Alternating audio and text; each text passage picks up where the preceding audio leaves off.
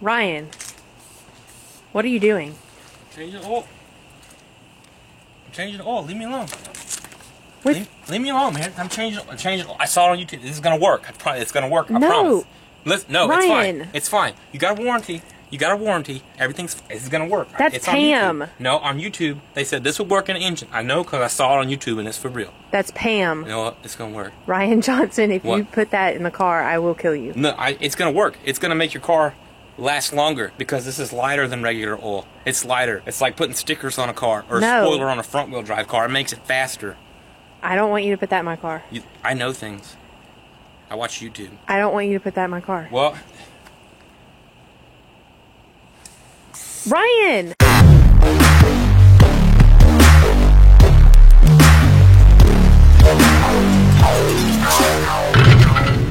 What's up, YouTube?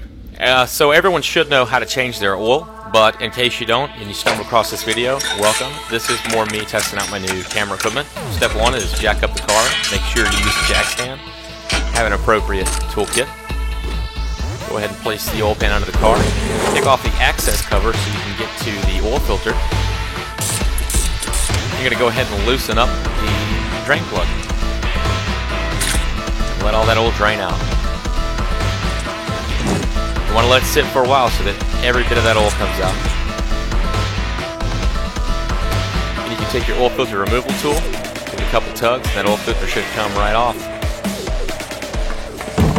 You always want to make sure you coat the seal and the threads of that new oil filter with the oil that you have not used so it goes on nice and smooth. About a quarter turn after you get the hand tight. You put the drain plug back in. I always kind of say to use German torque, which is good and tight. Put the cover to the oil filter back on. Alrighty then, we're almost done. The last thing that I do before I pour the oil into the car is take out what I don't need.